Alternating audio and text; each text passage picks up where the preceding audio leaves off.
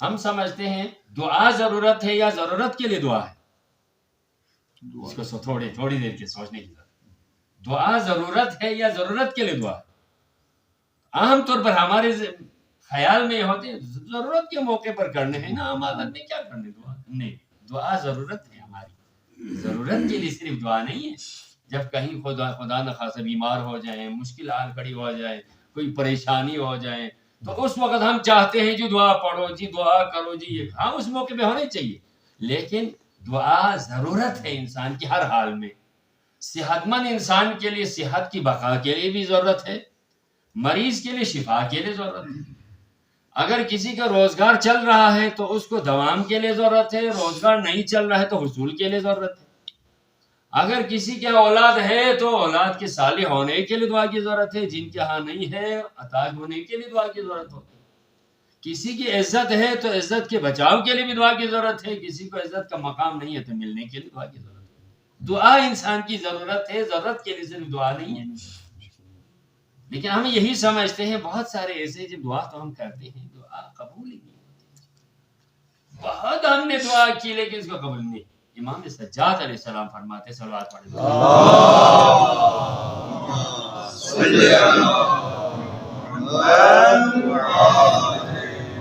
مومن کے دعا کے لحاظ سے دیکھا جائے تو دعا کے 3 اثرات مومن کے لیے ضرور ہیں. اس میں ایک لحاظ سے دیکھیں مولا کے اس فرمان میں بہت ہی تسلی بخش ہے. دعا مومن کرے لیکن یہ مت سوچیں کہ دعا کا کوئی اثر نہیں ہوتا. مولا فرماتے ہیں المؤمن فی دعائہ علی ثلاث. مومن دعا کے اعتبار سے مومن کے لیے دعا کے 3 ضرور فائدے ہیں، ضرور فائدے ہیں. ہاں لیکن شرط یہ المؤمن ہے. عام طور پر لوگ کہتے ہیں جی آج کل کیا اگر میڈیکل اس میں لحاظ سے بھی ہمارے میڈیکل کے اسٹوڈنٹ یا جو حضرات ہوتے ہیں اعتراض بھی کرتے ہیں کیونکہ حدیث میں آتا ہے جی مومن سؤر المؤمن شفاء، جو مومن کا جوٹا ہے وہ شفا ہے. کہتے ہیں یہ در ہے جی وائرس سارے اس میں جراثیم اس میں آ کے ایک دوسرے کو یہ ہوتے ہیں جی وہ ہوتے ہیں، میڈیکل یہ کہتے ہیں. لیکن حدیث میں یہ ہے کہ مومن کے سور ہے، ظاہر بات ہے مومن ان چیزوں کا خیال رکھتے ہیں جو اس کی زبان پہ دعا ہوتی ہے. وہ اس کی زبان پہ خدا نخواستہ خدا کی معصیت کا کوئی لفظ جاری نہیں ہوتا، اس کے زبان پاک و پاکیزہ ہوتا ہے، اس کے منہ سے کسی قسم کے طبی لحاظ سے بھی جراثیم نہیں ہوتے. کیونکہ اگر آپ یہ دیکھیں ہر نماز کے بعد کلی کو مستحب رکھا، یعنی جی ہر نماز کے لیے وضو میں کلی وہ بھی 3 دفعہ منہ میں پانی ڈال کر صاف کرنا اس کو مستحب قرار دیا. یعنی اس کا اسلام کے لیے کوئی فائدہ نہیں، اس کا خدا کے لیے ظاہری طور یہ کہیں کیا فائدہ اللہ کے دین کے لیے. ایک آدمی اپنے منہ کو صاف کر لیتا ہے تو دوسرے کے لیے کیا فائدہ ظاہر ہے. لیکن نماز میں یہ کہا گیا کہ آپ نماز کے سے پہلے وضو کرتے ہوئے اپنے منہ میں 3 دفعہ کلی کریں، اور کلی بھی ہاتھ سے صرف نہ ہو بلکہ آپ یہ کہتے ہیں پیغمبر اکرم صلی اللہ علیہ وسلم کی سیرت میں چند چیزیں پیغمبر اپنے ساتھ ہمیشہ رکھتے تھے. بلکہ آپ فرماتے ہیں آپ کو جو جنگوں میں حصہ ملتا تھا اس کے 3 حصے کرتے تھے. 3 حصے میں سے ایک حصہ آپ اپنی ذاتی ان چیزوں کے لیے مخصوص کرتے تھے، ان میں ایک خوشبو ساتھ رکھتے تھے، خوشبو اپنے ساتھ رکھتے تھے. نماز پڑھتے ہوئے خوشبو لگانا سنت. مسواک ضرور آپ کے پاس رکھتے تھے، اپنے ناخن کو صاف کرنے کے لیے کٹر وغیرہ ساتھ رکھتے تھے. اس قسم کی ضروری جو آپ اپنی پرسنل ضروریات کی چیزیں ہیں ان کے لیے خاص رکھتے تھے، یہ سیرت میں آتے ہیں. تو ان میں سے ایک یہ ہے کہ مسواک ضرور لگاتے تھے پیغمبر کی سنت ہے. تو مسواک لگائیں گے تو ظاہر سی بات ہے جراثیم کا تو اس میں کوئی وہ نہیں ہوگا. ظاہر ہے 5 دن میں اگر وہ 5 نمازیں پڑھتے 5 مرتبہ وضو کر لیں صبح سویرے اور اٹھ کر مسواک کرتے رات کو سوتے ہوئے مسواک کر لیں تو ظاہر ہے منہ کے اندر کی ظاہری جراثیم تو ہو ہی نہیں سکتا. اور کھانے میں اگر ہو تو ظاہر ہے کھانا کھاتے ہوئے تو یہاں پر بھی حدیث میں کہ انسان کے ناخن کے اندر شیطان ہوتے ہیں. شیطان سے مطلب یعنی وائرس جراثیم ہوتے ہیں، وہ دوسرے شیطان ابلیس والا اس میں نہیں گھستا ہے نہیں، اس میں بھی ہے. تو اس میں کیا کرنا ہے ہر ہفتے میں جمعے کے دن ناخن تراشنا مستحب ہے. تو اس کے اندر کوئی وائرس ہونے کی کوئی گنجائش نہیں. اور حلال و حرام کے لحاظ سے مومن ہر چیز کا خیال رکھتا ہے کہ حلال و حرام کھانے کے دور روحانی اعتبار سے بھی جسمانی میڈیکلی لحاظ سے بھی پیغمبر کی سنت میں ساری چیزیں ہیں. تو ایک مومن کو سور المومن شفا ہے، اس میں شفا ہے. یہ ہم نے کنڈیشن کو دیکھنا ہے کہ ان میں کیا کیا ہے. تو کچھ چیزیں ایسی ہوتی ہیں مومن کی دعاؤں کے لحاظ سے بھی. دعا ظاہر ہے مومن کی دعا قبول ہوگی. یہاں مولا فرماتے ہیں المؤمن مومن، جس کی دعاؤں کے 3 اثرات ضرور ہیں. خالی نہیں جاتی دعا، لیکن وہ شرط یہ ہے دعا مانگنے والا مومن ہو، ایمان کے تقاضوں کو پورا کرتا ہو. اس کے پہلا کیا ہے؟ اما، یا تو یہ ہے ایدخر لہ، اس کے لیے قیامت کا کوئی ذخیرہ بن جائے گا. دعا وہ کرے گا ثواب کی صورت میں، قیامت کی نعمت کی صورت میں اس کو ضرور قیامت کے دن پروردگار عطا کرے. دعا کرتے رہے. تو ان میں سے میں شاید پچھلے سال آپ سے ذکر کیا کہ ایک چھوٹی سی دعا ہے، اس کو میں ہر مجلس میں کہا کرتا ہوں، لیکن یہ ہماری سستی ہو جائے. نماز کے بعد ہمیں پڑھنے کا موقع ہی نہیں ہوتا، ہم کہیں جاتے ہوئے ذہن میں نہیں آتی یہ دعا، رات کو سوتے ہیں ہمارے ذہن سے ہی نکل جاتی. اللہم اجعل عواقب امورنا خیر. چھوٹی سی دعا، چھوٹی سی دعا. اگر ہم نے اپنی عاقبت کے لیے جو ہمارے آخری اینڈ ہے دنیا سے جاتے ہیں اس کو بہتر عقیدے کے ساتھ، ولایت کے ساتھ، توحید کے ساتھ، رسالت کے ساتھ، دین اسلام پہ اگر مرنا چاہتے ہیں تو اس دعا کا ہمیشہ رکھو. شیطان اس کے پاس یہ جو نزع کے وقت ہے شیطان اس کے پاس نہیں آئے گا اگر وہ اسی دعا کے ذریعے سے اپنے آپ کو سیکیور کر دے. لیکن ہم سے نہیں ہوتا. ایک دن پڑھتے. اگر انسان چاہتا ہے کہ اللہ سے بہتر چیزیں میں چھوٹی سی ایک دعا ہے، اللہم ارزقنی ما تحب و ترضی. کیا خوبصورت دعا ہے. پروردگار مجھے وہ عطا کر جو تو چاہتا ہے، جس پر تو راضی ہے. کتنی خوبصورت دعا ہے. پروردگار تو مجھے وہ عطا کر جو تو چاہتا ہے اور جس پہ تو راضی ہے. تو ظاہر سی بات ہے اللہ بندوں سے ناراض تو کوئی نہیں ہوتا جب تک ہم اللہ کو ناراض نہ کریں. اللہ اپنی مخلوق کے لیے بہتر ہی چاہتا ہے. اللہ اپنی مخلوق کے ساتھ اتنی محبت کرتا ہے اور روایات کے اندر ظاہر سے ہم سب الحمدللہ جن کی مائیں زندہ ہوں پروردگار سلامت رکھے، جن کی مائیں دنیا سے گزر گئے ہیں مغفرت کرنے کا. ماں کو اپنی اولاد سے کتنی محبت ہوتی ہے آپ اندازہ کر سکتے ہیں. ہم اپنی ماں کی محبت کے زاویے کو کسی جگہ ہم ناپ تول سکتے ہیں؟ نہیں تول سکتے. ماں کی محبت ایک مثالی محبت ہوتی ہے. اللہ تعالیٰ کو اپنی ہر مخلوق کے ساتھ ایک ماں کو اپنی اولاد سے جتنی محبت ہے اس کا 70 گنا ہر ایک سے اللہ کو محبت ہے. 70 گنا ماں کو جی اولاد سے محبت ہے اس کے 70 گنا زیادہ اللہ تعالیٰ اپنی ہر مخلوق سے محبت کرتا ہے. تو ہم اللہ سے چاہے اللہم ارزقنی، اللہ مجھے عطا کر ما تحب و ترضی، جو تو چاہتا ہے اور جس پہ تو راضی ہے. کیا وہ کوئی غلط چیز تو ہمیں نہیں دے گا اگر ہم چاہیں. تو دعا کا ایک فائدہ یہ ہے کہ بندہ اگر خدا کی بارگاہ میں دعا کر لے تو مولا فرماتے ہیں اس کے لیے ذخیرہ آخرت بن جائے گا. پروردگار اس کا ضائع نہیں کرے گا. وہ عادل بادشاہ ہے، خدا کے ہاں وہ محفوظ رہے. اس کا ثواب اجر کی ضرورت ہے. اس کے لیے ہمیں ضرورت ہے جو ہی آنکھ بند ہو جائیں اس وقت سے لے کر پتہ نہیں تھا قیامت تک ہمارے لیے ضرورت ہے. اس کی بڑی ضرورت ہے. دنیا میں تو شاید کوئی انسان کسی دوسرے سے مانگ کے بھی پیٹ پال سکتا ہے، لیکن مرنے کے بعد اولاد بھی بھول جاتی ہے. بیچ میں فاصلہ ہو جائے عزیزوں کی نگاہوں سے بھی انسان غائب ہو جاتا ہے. تو لہٰذا دعا کا ایک اثر مولا فرماتے ہیں یدخر لہ، اس کے لیے ذخیرہ بن جاتا ہے. دعا کرتے جاؤ، دعا مانگتے جاؤ اللہ سے. ایک یہ ہے کہ اس کے لیے وَيُعَجِّلُ لَهُ، اس کے لیے اللہ تعالیٰ اس دعا کا ثمر اسی دنیا میں عطا کرتا ہے. اسی دنیا میں عطا کرتا ہے. دعا مانگے اس کا ایک حصہ پروردگار ابھی عطا کرتا ہے دنیا میں. ہم سمجھتے ہیں کہ دعا تو ہم بہت مانگتے تھے جی ہماری دعائیں قبول نہیں، ایسا مت. اگر ہم شرائط دعا مومن ہو کہ اللہ سے دعا مانگے تو اس کا ایک حصہ پروردگار دنیا میں ضرور عطا کرے گا. انسان تو انسان ہے، اگر دل انسان کا شکستہ ہو کر ٹوٹ پھوٹ ہو کر خدا کی بارگاہ مانگے تو انسانوں کو دیتا ہے تو اپنے بندوں کو کیوں نہیں دیتا. ایک کریم ہے کہ از خزانہ یہ غیب، گلستان استادی میں شادی کا ہی شعر ہے. ایک کریم ہے کہ از خزانہ یہ غیب، گبر و ترسا وظیفہ خورداری. ایک ایسا سخی تیرے خزانہ غیب سے بھی تیرے نہ ماننے والے جو مجوس و یہود بھی تیرے رزق کھا رہے ہیں. شادی یہ کیا ہے؟ ایک کریم ہے کہ از خزانہ غیب گبر و ترسا وظیفہ خورداری. جو آتش پرس ہیں، مجوس ہیں، یہود ہیں، تجھے نہ مان کر بھی وہ تیرے خزانے سے روزی کھا رہے ہیں. دوستان را کجا کنی محروم، تو کی بات دشمنان نظر دار. اپنے دوستوں کو تو محروم رکھتا ہے، تیری نظر تو تیرے دشمنوں پر بھی ہے اگر تجھ سے مانگے. خدا وہ کری. آپ نے سنا ہوگا فرعون دنیا کا خدا کے مد مقابل میں اپوزیشن لیڈر ہے نا جی. نہیں مانتا، وہ خود خدائی کا دعویٰ کر، لیکن وہ خدائی کا دعویٰ کر کے ایک دفعہ دریائے نیل میں پانی کم ہو گیا.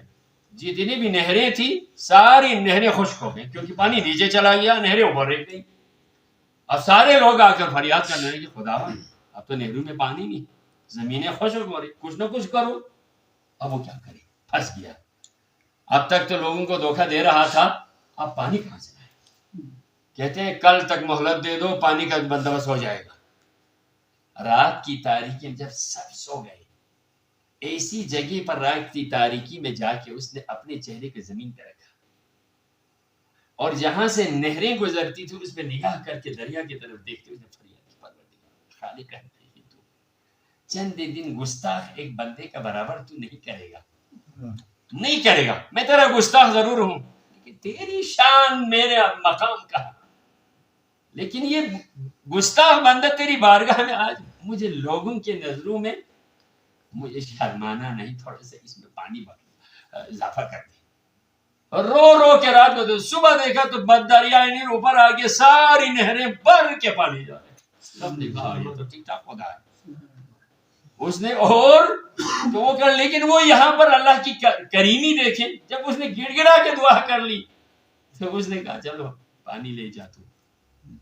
اے کریم ہے کیا خزانہ ہے گب ترسا وظیفہ خورداری، دوستان را کجا کنی محروم، تو کی بات دشمنان نظر دار. تیری نظر تو دشمنوں پر بھی ہے لیکن ہمیں ماننا نہیں آتا. اقبال نے اپنے شکوہ اور جواب شکوہ لکھا ہے جی، آپ سب پڑھ چکے ہوں، جو برادران نہیں پڑھ چکے. اس نے خدا کی طرف سے ایک جواب بھی دیا ہے، خدا کو مسلمان کی طرف سے ایک شکوہ بھی لکھا. آگے وہ یہ کہتا ہے تیرا جب سب کچھ ہے تو کافروں پر ہے، ہم مسلمانوں کے لیے تو صرف وعدہ حور ہے. کیا دیا تو نے؟ ہم نے صحراؤں میں گھوڑے دوڑائے، ہم نے اپنی جان کو ہتھیلی پر رکھ کر تیرے قربان کر دیا، ہمیں دیا کیا تو نے؟ نعوذ باللہ. بہت ساری مولویوں نے فتوا دے دی تو کافر ہو گئے. پھر جواب شکوہ لکھا. جواب شکوہ میں خدا کی طرف سے اس نے جواب دینا شروع کر دیا. ہم تو مائل بکرم ہے کوئی ساحل ہی نہیں، ہم تو مائل بکرم ہے کوئی ساحل ہی نہیں، راہ دکھلا یہ کسے راہ رو یہ منزل ہی نہیں. ہم تو دیکھنا دینا چاہتے تو ہم سے مانگتے کب؟ مانگو ذرا. یکسب بیا بردر من، ایک فارسی عارف کا شعر ہے، خدا کی طرف سے ایک صبح آ جائے کم از کم، دل شکستہ ہو کر ایک صبح میری بارگاہ میں آ جاؤ. گر کام تو بر نہ آیت انگاہ گلا کن، اگر تیرا کام نہ ہو جائے نا پھر شکوہ کرنا. ذرا مانگ کے تو دیکھ اللہ کی بارگاہ میں اللہ دیتا کیسا. ہمارے وہ مانگنے کا طریقہ اتنا نہیں ہے کہ ہم خدا سے کیسے مانگیں. لہٰذا ایک اللہ ضرور دنیا میں دیتا ہے.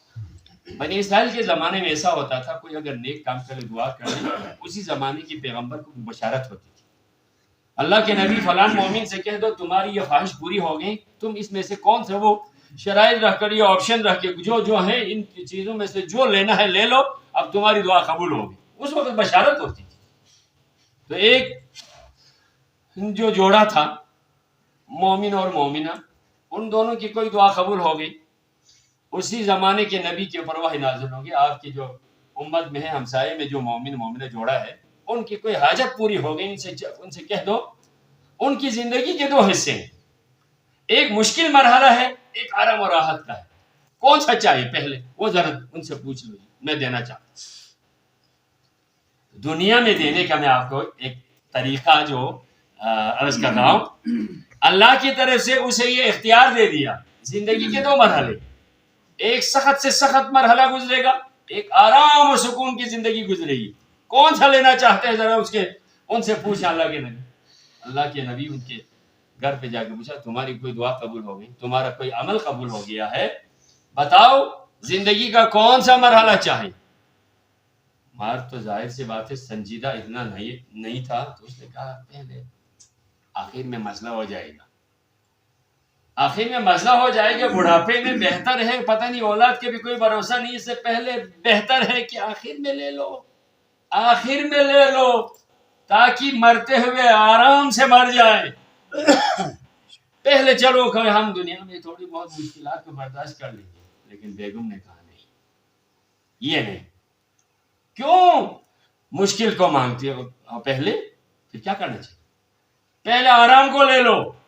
کہا بڑھاپے میں مسئلہ ہو جائے گا، وہ کریم ذات ہے، اس کا ہم سودا کرتے ہیں، اس سے لے لو، آج عزت کو لے لو، آج دولت کو لے لو، آج صحت کو لے لو، تو خدا کی بارگاہ میں تو دولت کو لے کر سارا اپنے اوپر خرچ مت کر لو، جہاں جہاں ضرورت ہے وہاں خرچ کر لو، اللہ کی راہ میں عطا کر لو۔ عزت تجھے مل جائے تو عزت کا صدقہ نکال کے معاشرے میں خدمت کر لو، وہ پروردگار و عادل بادشاہ ہے، تمہاری آخرت کی آخری زندگی تمہیں مشکلات میں کبھی نہیں ڈالے گا۔ اب انہوں نے آرام و راحت کو لے لی، مال و دولت ہو گئے، چہل پہل ہو گئے، ہم نے کہا واجبات کو ادا کرتے ہیں، صدقہ خیرات کو ادا کرتے ہیں، رشتہ داروں کو دیتے ہیں، دے دے کے آخر پہلی زندگی بھی آرام سے گزری، آخری زندگی بھی آرام سے گزری۔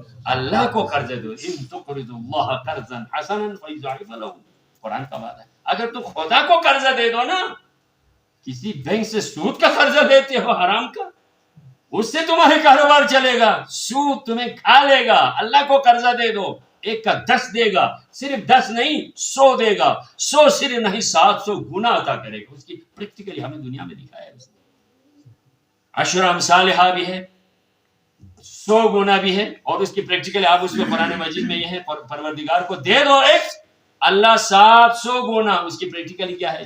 ایک دانہ تو زمین میں ڈالتا ہے، ایک دانہ گندم کا، قرآن مجید کی مثال ہے۔ خدا کو کیسے دینا ہے؟